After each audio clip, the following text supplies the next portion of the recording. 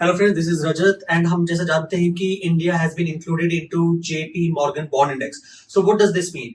Huge amount of money from the bond market or the fixed income markets globally will flow into India because India has now got into the JP Morgan bond index. तो जितने भी ETFs हैं, बाकी fund houses हैं, the rating of India has increased and therefore now India is a part of it and India will be slush with funds. अब the point is, as an investor, how it impacts us. What are the things it will be beneficial for economy? हम quickly देखेंगे so that आप अपने portfolio के ऊपर accordingly decision ले सकें.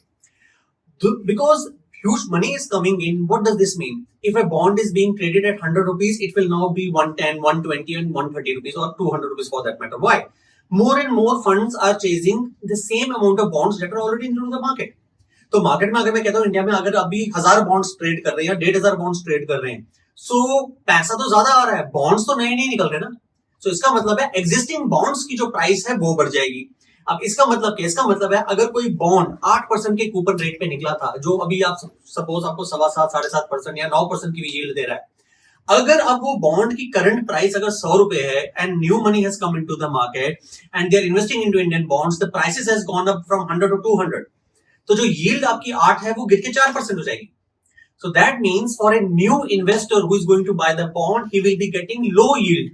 तो आप कहेंगे फिर फायदा किसका है? फायदा गवर्नमेंट का है. Why? Because the government will be increasing the raising of money from the market. So Bharat सरकार अब ज्यादा पैसा मार्केट से उठा सकती है आधे ब्याज पे या कम ब्याज पे. Because the price of the bond has increased, the yield has fallen down. Because अब इसमें है कि benefit किसके लिए है as an investor? Those investors who had invested 6 months down the line or 6 months back या 1 साल पहले जिन्होंने इन्वेस्ट किया था, जिनके पास लॉन्ग टर्म बॉन्ड्स हैं, G-Secs है, गिल्ड फंड्स हैं, medium to long term mutual funds हैं, उसमें कैपिटल गेन्स होने की संभावना है. उसका कारण सिंपल है, आपके कूपन रेट में कोई फर्क नहीं होगा, आपकी यील्ड में टेक्निकली फर्क नहीं होगा. फर्क होगा कि जो बॉन्ड का जो एनएवी जो प्राइस है वो बढ़ जाएगा. तो अगर आप कहोगे कि भाई आई एम गेटिंग 6% और an 8% coupon already in my bank account as a part of the interest credit, but जो प्राइस ऑफ द बॉन्ड है, अगर आप देखते हैं मैंने 100 रुपए में लिया था, अभी वो 120 का चल रहा है, वो 150 का या 200 का होगा. So therefore no you can sell the bond for a profit. So for those investors, it will be a huge opportunity to make a killing in terms of the capital gains on the existing bond matters.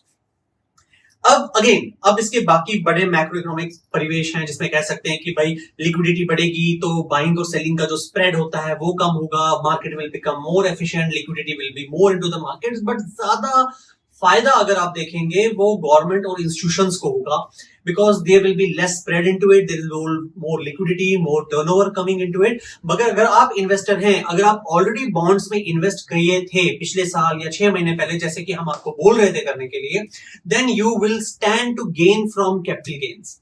Otherwise this is a miss plus for you. Thank you so much. This is Rajat signing.